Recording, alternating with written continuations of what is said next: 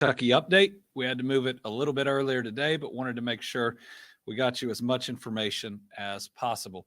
We're going to start with economic development, another good week on announcing new projects and even a pretty big groundbreaking. Then we're going to go to an update on flood recovery in Eastern Kentucky, move to some more awards from the Western Kentucky Safe Fund, helping to rebuild that area, and then a couple of other announcements. But I want to start today with the hope that as we push through these challenges of the present, that there is a brighter future ahead of us. And we see it in job announcements coming every single week, jobs of the future, larger projects than we've ever seen, and then projects spread out all across Kentucky.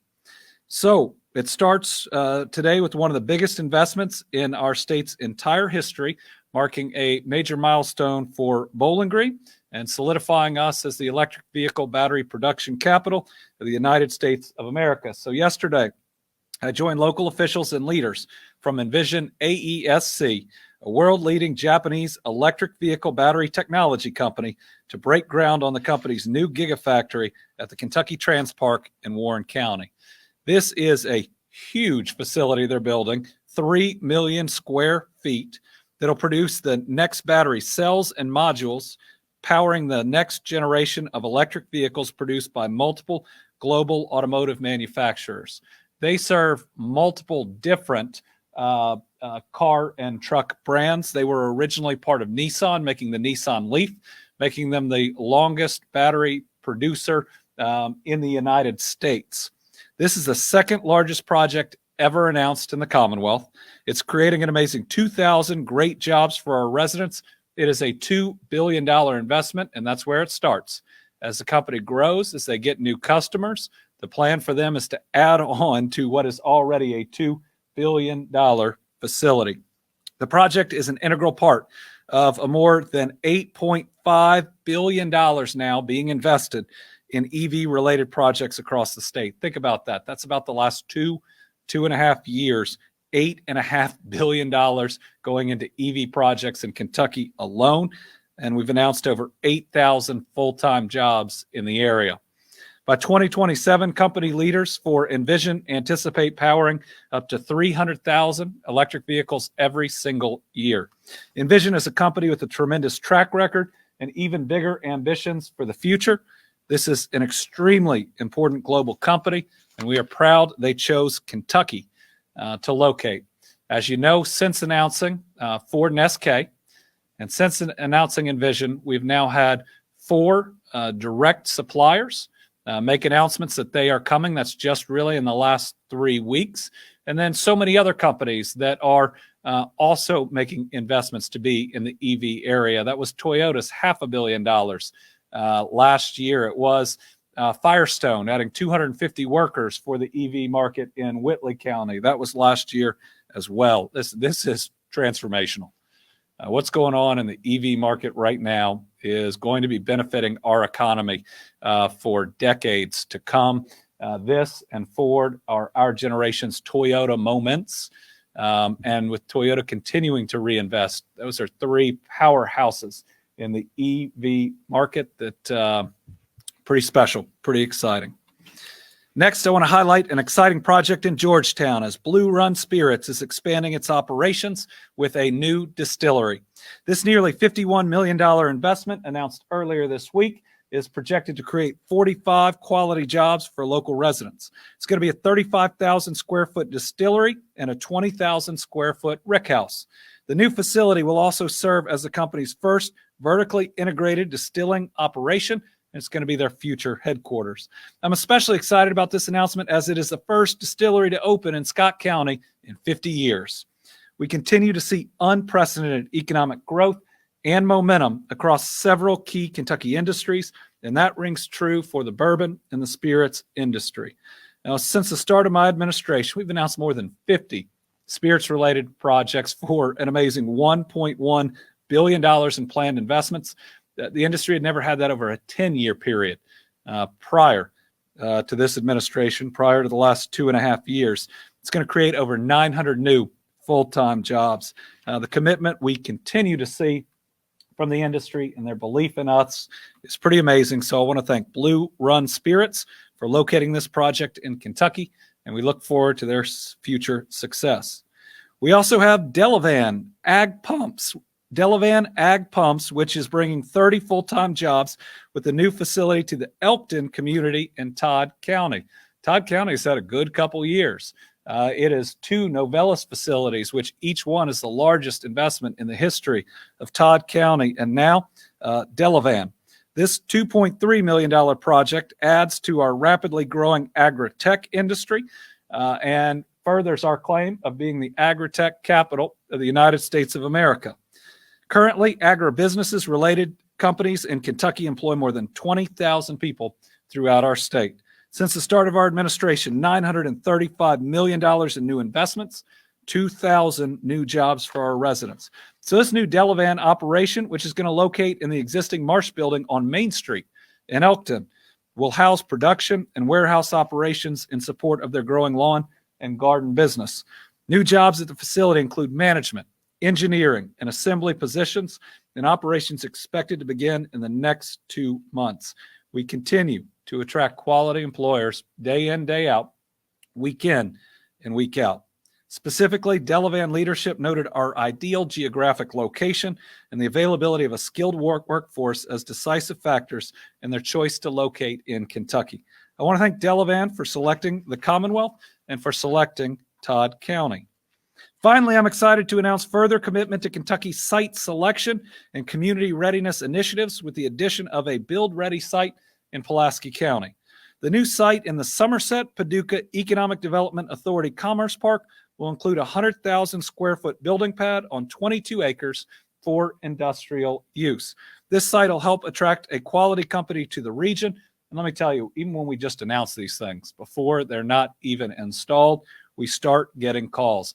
Speed to market is what Kentucky sells. It's what businesses are looking for. If we can get them in operation months before anybody else, the profits they make, the advantage they get in their industry is significant. Our Build Ready program continues to play a critical role as we stay proactive in making Kentucky a destination for companies. And remember, it's decades of investment at that Glendale site that led to our largest investment ever with Ford and SK. This is us investing dollars so everybody else can have their Glendale too.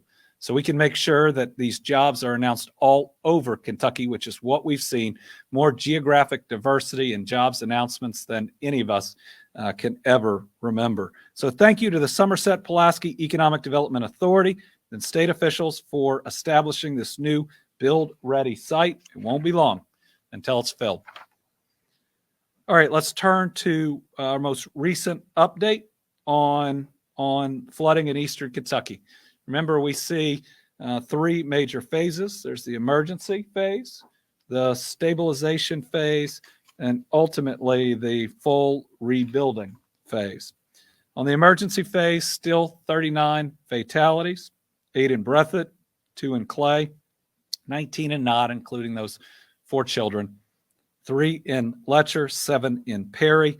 The search continues for the 2 missing women in Breathitt County, both from the Lost Creek community. A lot of folks were out there working real hard this weekend. There is not a lot of hope, but we hope to be able to bring closure for those families. Local organizations, including state parks, churches, and schools, are providing still some emergency shelter. The Red Cross is operating 1, 2 others are being operated by partners. 349 people are sheltering in our lodges at Jenny Wiley State Resort Park, Buckhorn State Resort Park, and Carr Creek State Park. Now, these are all what we would still consider emergency sheltering, though they're out of congregate sheltering. So this is moving towards the intermediate, but ultimately we'd like to get them in a travel trailer, rental units around the area, but getting everybody, every family, even just a single room, nobody being in a gym, is that step we are continuing to move towards. And then we're going to have big travel trailer news here in a minute. We're now down to 69 power outages in the impacted counties. Isn't that amazing? That's down from 27,000 at its height. Water outages. All drinking water systems are now operational, down from 22 that were offline immediately after the flooding. The city of Buckhorn was the last system to come online, and residents began receiving water through the system's distribution line late last week. All but 20 connections have been restored. When you look at this emergency response for how much damage this thing did, and to have most people with power and water and full cell phone service is an incredible feat by those working real hard. Crews from the Kentucky Rural Water Association, plus organized volunteers from water companies across the Commonwealth, continue to check for leaks. These crews are also working on the water line that supplies Buckhorn Lake State Resort Park, and we hope to restore drinking water there in the near future. Right now, we're using a tank to provide water there. There are 84 service connections without water, total down from 34,121. We got 60 connections we're working on in Breathitt County, 4 in Hazard. But more than 5,000 customers are under a boiled water advisory. But that's down from 46,000 at the height. Meanwhile, we're working to continue to bring water to everyone who needs it.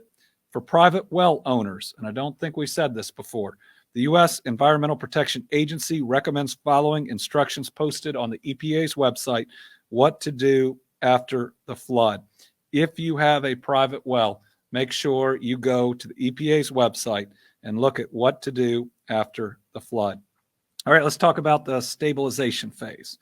All right, to date, FEMA has approved 12 counties for individual assistance and disaster unemployment assistance. Survivors in those counties can apply first for that individual assistance.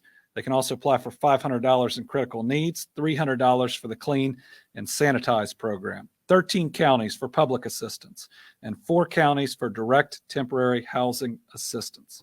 Okay, again, because I've heard a few news reports of people getting a FEMA award of $179 to $195. Listen, FEMA's not communicating this well enough, but most likely that is not your final award. You're receiving that money to pay a contractor to inspect and provide the estimate of the cost to repair disaster-related damage to your HVAC, septic system, well, retaining wall, single-family road, or bridge. After you receive the contractor estimate, take it back to the Disaster Recovery Center. They're saying file an appeal. I wish the process wasn't like that. I don't like that process. But if you get just $100 and something, make sure you're communicating with FEMA, because most likely that is to pay somebody to come out, a contractor, and inspect and estimate your damage. FEMA has also deployed inspection teams that are out in communities, and they are going to households they've been unable to contact. To date, FEMA and other related entities, $92 million in federal grants, loans, and flood insurance. 53.6 of that has been to the individual and households programs. So they have, that's to 6,550 households thus far.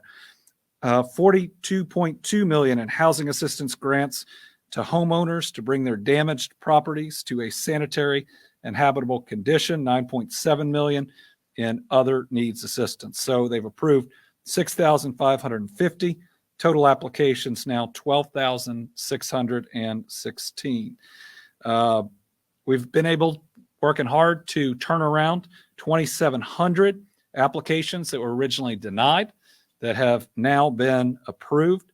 That's over 600 additional applications from last week. If you've been approved for assistance, we will say that the damage to Eastern Kentucky has slowed down the mail. So if you are able to sign up for direct deposit with FEMA, that will pick up the speed in which you can get that assistance. It's fast, safe, and your FEMA checks won't get lost. If you want to sign up for direct deposit, call 800-621-3362. Fixed disaster recovery centers are still available at 7 locations that are on our website and up here. Hours are 7 a.m. to 7 p.m. Listen, this is the best way to go talk to FEMA and to get the other services you need. National Flood Insurance Program has now paid out $11.3 million. U.S. Small Business Association has paid out $27.1 million. 23.3 of that has gone to homeowners and renters. Remember, survivors who apply to FEMA may be referred to USBA. Make sure you go through that process. Disaster loans of up to $200,000 are available to homeowners to repair or replace disaster damaged or destroyed real estate. The filing deadline for physical property damage is September 28th, 2022. All right, let's move to our travel trailer sheltering program. As of August 30th, we've moved 289 individuals into what is now 119 travel trailers that are on site through our Commonwealth sheltering program. As you can see, since the last time we put this up, since yesterday, I think when we published it, but just since yesterday, 2 more in Breathitt County over the weekend, and certainly up to now, 22 since last Thursday have been added to the Perry County site. Today's news is 88 additional travel trailers are on the way and should reach Eastern Kentucky by Saturday. If you think we have 119 right now and 88 are on the way, this is a very significant increase. 23 of those have been purchased directly by the state. They'll likely get there by Friday. And 65 are coming from an announcement that we're going to have in just a minute. We'll continue to transition as we get more on-site trailers ready to be occupied. But let me say the limiting factor is now not our access to trailers. It's safe locations with the hookups of water and power that are needed, and then getting the work to get them ready to be occupied. It's more than just pulling them into the location. You have to hook them up to utilities. You have to do an inspection. That's what makes them safe. Media reports, again, and rumors have inaccurately stated there's a 60-day or a 90-day limit to staying in here. Now, we have a program where we check in on everybody every 30 days. It's ultimately required for us to do this program to transition this housing to FEMA, which will let people stay longer. That's checking on you. That's making sure you have the things that you need. That's being able to provide wraparound services. So you'll meet with somebody every 30 days, but no, there is not a 60 or a 90-day limit. So those other 65 travel trailers and many more to come from this announcement. I'm very proud to join a friend of mine, Governor John Bel Edwards, in announcing an agreement where the state of Louisiana is donating up to 300 travel trailers that were originally acquired to aid Hurricane Ida survivors to shelter Eastern Kentucky flood victims. This week, the Commonwealth is moving the first 65 trailers from Louisiana to Letcher and Floyd counties. Additional travel trailers will be moving in phases to various community sites that are out of flood zone themselves, but near flood impacted areas. This is a huge help. Now, the only cost that we have in these trailers is the transportation, and I think it saves us about $40,000 plus per trailer. We have sent our people down to inspect them. They are in incredible shape. They are as nice as any trailer that we have purchased, and it's going to allow us to amplify this program significantly. The travel trailers are part of the Commonwealth Sheltering Program. So if we can put that past slide back up, we already have 888 households registered. That doesn't mean everybody will be eligible, but looking to join this program. So another 88 on the way, with another 230 to 240 available that we'll be moving in the coming days and weeks, is a huge increase in this program. And I just want to say we are really grateful. We've seen amazing helpers throughout Kentucky and throughout the country, and now we're seeing Governor Edwards in the state of Louisiana helping our people with critical shelter. Unfortunately, folks in Louisiana know a lot about what we're going through. They've seen the pain and the devastation that water pushed by hurricanes can cause. But despite all they've been through themselves, They're helping us now. They're paying the help that they got from others forward. So now more families in Kentucky will have quicker access to intermediate housing. Louisiana originally purchased the travel trailers, but they're seeking cost reimbursement from FEMA. We think we've worked out that system. The travel trailers are being provided at no cost to the Commonwealth, but we will be using dollars from the recently passed legislation, the Eastern Kentucky State Aid Funding for Emergencies, to transport and prepare the trailers for families in Eastern Kentucky. There are a lot of dollars in that available for housing, especially getting somebody in a safe place immediately. And it's helping us with almost 300 travel trailers that'll be on the way. Thank you to Louisiana. Thank you to Governor John Bell Edwards. Other good news, schools are returning to session. Since our last Team Kentucky update, 2 of these school districts that had to push off school a little bit are back. 6 districts are starting this week. There are 25 school districts in the impacted area. 21 are back in session.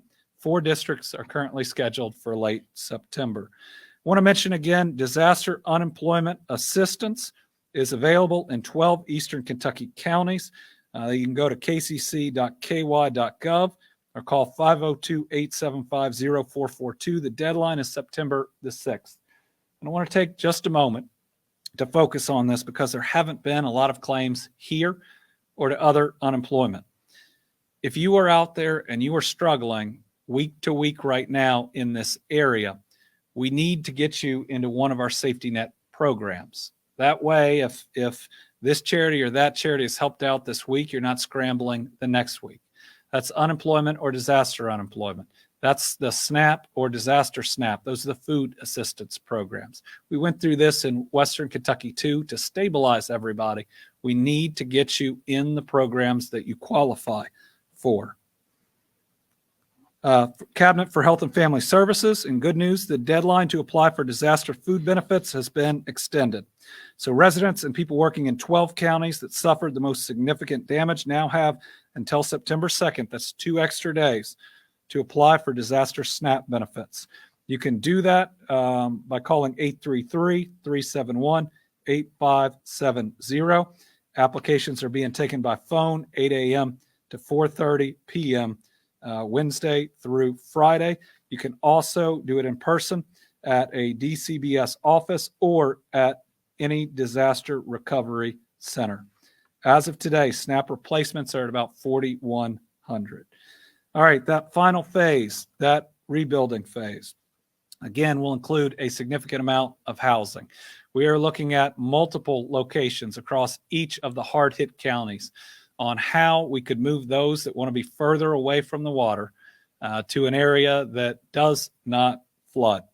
To do that takes time. It first takes us acquiring or looking at property owned by private companies. The second piece is we've got to run utilities. If you don't have water and you don't have power, we can't build a home there yet.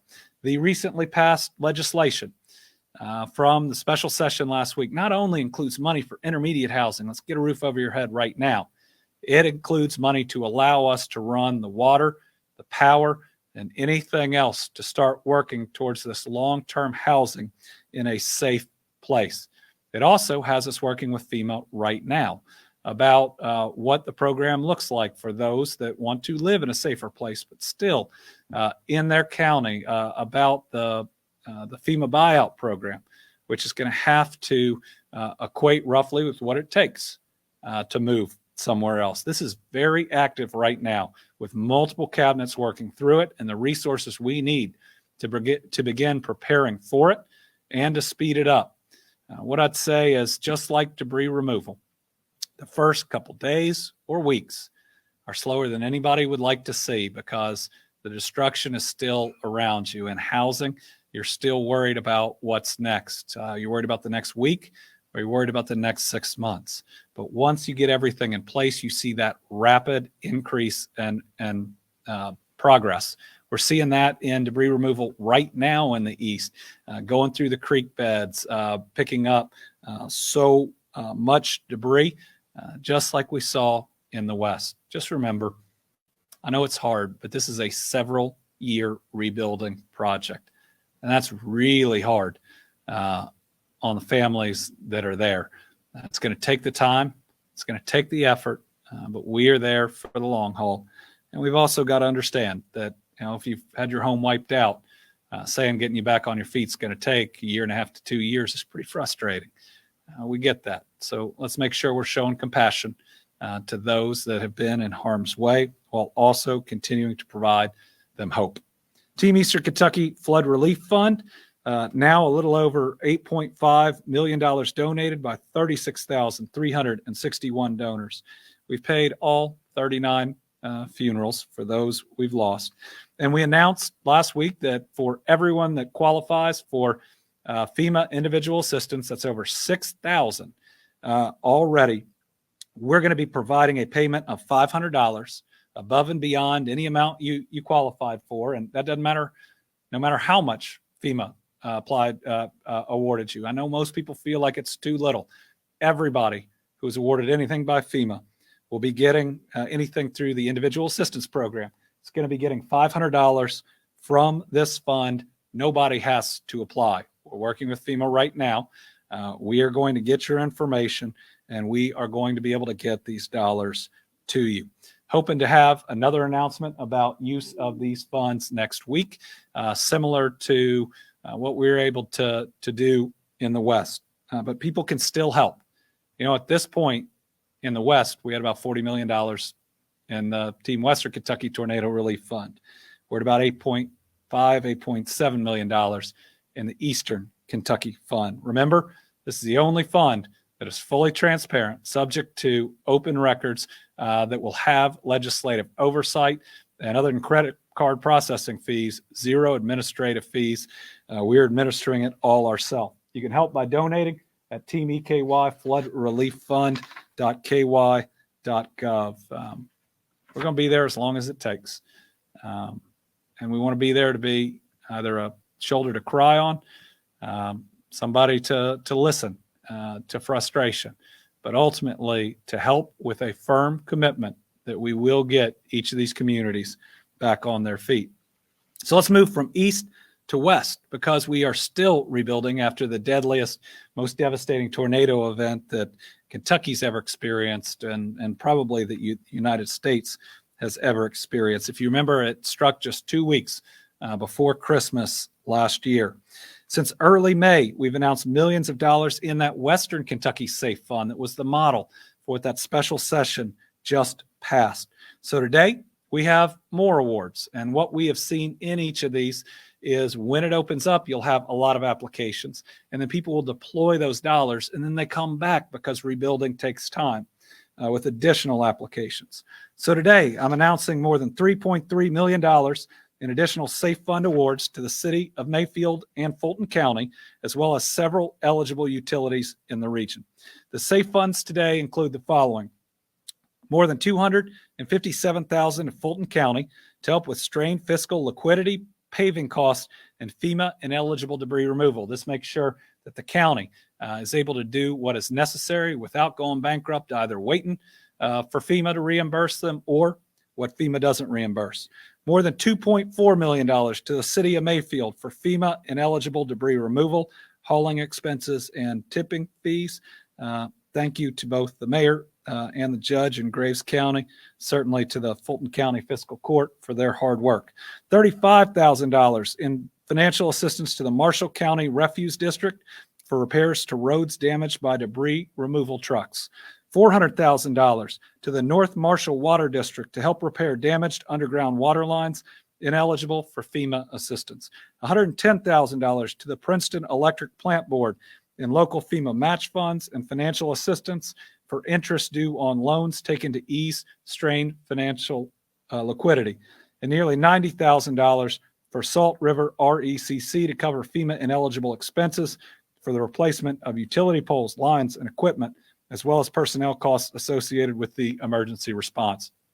All of these prevent ultimate increases on our families. They prevent our counties and our cities from going bankrupt and having to look at their taxation, which people couldn't afford anymore right now. It prevents rate increases from the utilities that have had a lot of damage. And I just want to take a minute to acknowledge our brave utility servicemen and women who worked around the clock in both the West and the East to get that power back on.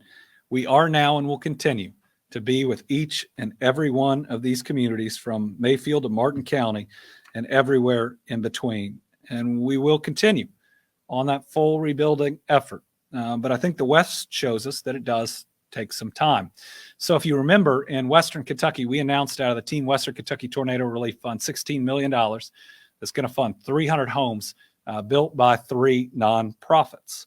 We're currently with 25 of those 300, 25 houses either fully built or under construction, 19 under construction, 6 fully built. Now, when we see the build out and what it takes and the time it takes, this just gives people an idea. We'll have the 300, I think, over a year and a half, 2-year period from when those tornadoes hit. A lot of the construction is going to be happening right around this Christmas at the 1-year mark. So, out of that funding, having it there, it's still being drawn on, but we're at the first 25 out of 300 houses, but we're going to continue until we get every one of those rebuilt. I have an update on the Team Kentucky Nonprofit Assistance Fund. Kentuckians rely on nonprofits to provide families with advocacy and aid during our hardest times, as well as to push our state forward. During the pandemic, many nonprofits had to close or reduce services. So to help with recovery, Kentucky nonprofits can now apply for assistance from this fund up to $100,000 per eligible organization through the $75 million Team Kentucky Nonprofit Fund. These are federal ARPA dollars allocated by the 2022 General Assembly. I want to thank them for their commitment to nonprofits. To date, 750 applications received, requesting more than $50 million. I'm happy to introduce the very first group receiving one of these grants. It's Natalie Harris, Executive Director of the Coalition for the Homeless in Louisville, the first recipient from the fund. The mission of the Coalition for the Homeless is to prevent and end homelessness in Louisville. Natalie provided this short video. Hello, the Coalition for the Homeless and our member agencies would like to thank Governor Beshear and our state legislature for making funds available to nonprofits. We're particularly thankful that the help was provided for local shelters throughout Kentucky. These agencies worked tirelessly during COVID to keep people safe. They kept going to work, they kept shelters open, they got people into housing, and that work needs to continue. These funds will make that possible by allowing agencies to be able to pay their staff to keep the agency's staff during these difficult times. We will particularly be using the funds here at the Coalition for the Homeless to get people off the streets by paying deposits and furniture and getting them housed. Thank you again for this opportunity. We hope that this will help make nonprofits strong in our state. Thank you so much. Money is still available in the fund. Nonprofits can apply at Team KY, nonprofitfund.ky.gov. Application deadline is October the 1st. Next, Kentucky Rural Infrastructure Improvement Grants. Ensuring that individuals and businesses have reliable, high-speed internet access is critical to the future of this state. As governor, I'm committed to ensuring that high-speed internet access becomes a reality across our Commonwealth. We got to hook up every home and every business. In June, I announced the largest public investment in expanding internet access in our state's history, $89.6 million under our Better Internet program, which is going to bring internet to 34,000 homes that have never had it. These grant dollars, coupled with matching funds, brought that investment to over $203 million across 36 Kentucky counties. And beginning tomorrow, we'll further advance our commitment to bringing high-speed internet access to unserved areas by making available another $20 million in Kentucky Rural Infrastructure Improvement Fund grants to assist providers with the cost of utility pole replacements necessary to support broadband expansion. These grants provide up to $5,000 per utility pole replaced, not to exceed 50% of the total cost of replacement. Costs must be incurred on or after July 1st, 2022 to be eligible. So these projects include the construction, development, or improvement of infrastructure to support the deployment and expansion of high-speed internet access with a medium speed of 100 megabits per second, downstream and upstream in unserved areas of the Commonwealth. Grant applications will be accepted starting Thursday, September 1st. The application and all grant eligibility criteria are available at Kentucky Infrastructure Authority's website, kia.ky.gov. All this is about making the economics of expansion, especially into rural and unserved areas, work. Quick update on COVID-19. It continues to spread across Kentucky. We saw a small increase in the number of reported cases, including among many school-aged children. We continue to recommend that everyone 6 months of age or older stay up to date on their vaccinations and receive any booster doses. And it appears since we started this press conference, the FDA has authorized updated COVID booster shots targeting Omicron subvariants. It looks like they may be available as soon as next week. We will be looking for more information as the FDA puts it out. Fortunately, the number of patients hospitalized has remained stable. We did see a small increase in those in the ICU, so we're going to continue to monitor that trend. Most important thing, stay home if you're sick. And if you have had known contact with someone with COVID-19, test yourself. And until you know that you are negative and stay negative, definitely consider wearing that mask. Treatments are widely available. If you test positive for COVID-19, talk to your doctor or a healthcare provider. These new COVID-19 boosters are coming really soon, and they should better protect us. Monkeypox, now up to a total of 30 cases from 9 counties, all have occurred in adults. 1 in Barron, 2 in Christian, 3 in Fayette, 17 in Jefferson, 1 in Kenton, McCracken, Montgomery, and Oldham, and 3 in Warren. To reduce risk of transmission, avoid close physical contact with partners who have skin rashes or lesions. And remember, vaccines are available. Vaccinations can prevent monkeypox. Treatments are out there. I think the United States lost its first person to monkeypox in the last several days. I think that person was severely immunocompromised. Get the vaccine if you are in the group at risk and protect yourself. All right, our Team Kentucky All-Stars. This week, again, are donors to the Team Eastern Kentucky Relief Fund. Thank you. This is going to help us with the rebuild. It's going to help us on housing. It helped us in the West fund over 300 new homes. And I want to thank those that are helping. These are folks that have contributed this week with over $15,000 or more. New York Life at $100,000. United Healthcare Services more than $98,000. Oldham County Fiscal Court.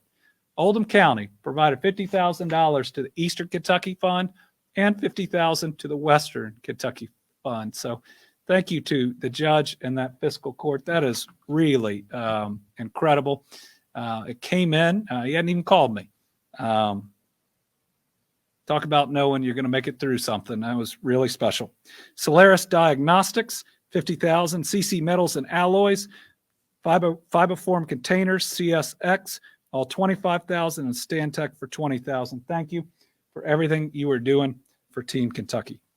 All right, with that, I think we've got a few more minutes. We'll open it up to questions. We've got Carolina here with us live. Governor, like you mentioned earlier, we're all hearing these stories of people getting low amounts, what they consider insulting amounts of money from FEMA. What you're saying is this is not the final amount, to clarify. Is that correct? Yeah, so first, we continue to push FEMA. We have seen a lot of improvement, but it is not enough. And it's not just unique to us. How FEMA responds and the dollars they make available needs to improve all over the country. And it may take Congress giving them more flexibility to ultimately do that. What we've seen are too many people denied, and we're making great strides towards that. We hate that people have to fight through this and go in 4 or 5 times to get it done, but we have more authority to get them approved than ever before there. Then we have overall amounts that may be in the thousands that people say this isn't going to help me rebuild. And we want to make sure that they can supplement their claims to do everything they can to maximize that. But there are specific instances where people are receiving $150 to $200. In many of those instances, that's to pay a contractor to come out and to give the overall estimate that you then submit. Now, it shouldn't. It should come with better instructions than it is, and it shouldn't take you, quote unquote, appealing to get that fixed. But I want to make sure that information's out there so nobody gets discouraged and takes their $150 that's supposed to get somebody out and get them an amount that FEMA can then pay and walk away. Divya Karthikeyan from WFPL. Good morning, Governor. I just had a question on housing assistance. Someone who's waiting on that assistance while staying in a travel trailer, and they're getting that minimal amount of 150 or 200, which is not enough to rebuild. I think the question that I've heard on the ground is really, how long is this temporary housing assistance of travel trailers going to be there? And how that's going to make sure that people have enough time to rebuild if they have to keep appealing and asking for assistance. Right. So I'm committed to making sure that that intermediate housing, and that could be travel trailers, but FEMA has a housing assistance program that's going to be coming online too. There are more rentals in the area than people think, even though there aren't a lot. And we see that in every single one of these. We're going to have this housing as long as it takes. I think we still have 68 travel trailers filled in Western Kentucky. And that's 8 months after those tornadoes hit. We do need to check in on you every 30 days. We want to make sure that we remain FEMA eligible. We also want to make sure that we're getting people the services they need and answering the questions. So listen, we are in this for the long haul. We've still got a ton of people in our state parks, and we're going to make sure we take care of them too. We just turned down a program that would have pushed people out too fast. We're not going to do that. These are our families. So anybody in a travel trailer right now, they should take it from me. They're okay. All right. We're gonna make sure they've got that place for the months or even the years that it takes to ultimately get them in permanent housing. Tom Latek, Kentucky Today. Thank you, Governor, and good morning to you, sir. I noticed that you extended the state of emergency through the end of the year, but it's also in areas that are well beyond where the flooding was. Louisville, Lexington, Frankfort, Paducah, places like that. Can you explain the entire process and why those areas are now included? Yes, those areas are included so that they can be eligible for funds, emergency funds, and or potentially FEMA reimbursement for the services they provide. I mean, we've had, I was in Fleming Neon, and we had police officers from St. Matthews that were down there. Still people sending their water folks from their utilities down to help. Getting all of those counties to extend the state of emergency will help us try to cover as much of their costs as possible, or that they can get reimbursed for those. It just helps us respond better and make sure when we're asking for help, we put those other counties in the best position to qualify for any federal reimbursement that's out there. Debbie Yetter, Courier Journal. Good morning. But getting back to Western Kentucky, you mentioned that you mentioned another $3 million in allocations today. It looks like about 30% of the $200 million for that area has been spent. How do you foresee allocating the rest? In particular, how would you foresee aiding school districts? So we have not turned down any eligible application that's come. So of the applications that met the legislature, we have granted all of them. So right now, this is the total number of eligible requests that have come in. I do believe there'll be more over time. This is one example, but it could be that we have an amount of money in that that is ultimately a little bit more than may be requested through those programs. That's certainly possible. And we should point out that there was a lot more insurance in Western Kentucky. Tornadoes are covered under people's or businesses or other insurance. So there's a lot of other funding that comes there. On the school system side, those dollars are available. Certainly, services is what we hope to see a significant amount of those dollars used for. We did not have schools in Western Kentucky physically damaged, and we're going to see a lot of these dollars going to Eastern Kentucky schools that are physically damaged. What we did need to make up were some flexibility in how state funding comes in that was going to really impact those schools. So I believe that we will expend more of the Eastern Kentucky Safe Fund faster than we are the Western Kentucky. And that's because of a lack of insurance coverage in many of these areas, and the infrastructure damage itself is greater. The water damage is significantly, the water infrastructure damage is greater, but those dollars are still there for Western Kentucky as those needs come in, as we saw another several $1 million here.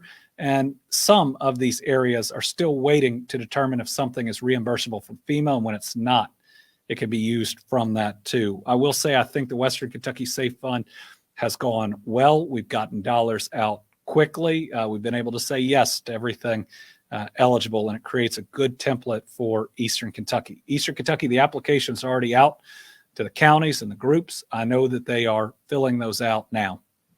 All right, finally, Melissa Patrick, Kentucky Health News. Hi, Governor. So as you know, today's Overdose Awareness Month day in Kentucky and internationally, and we still have 57 counties that don't have syringe exchange programs, and about 20 of those counties are considered most vulnerable among injection drug users for infection. Can you talk a little bit about how important these programs are to decreasing overdoses in Kentucky, and whether you think these 57 counties need to move forward with adding one to their county?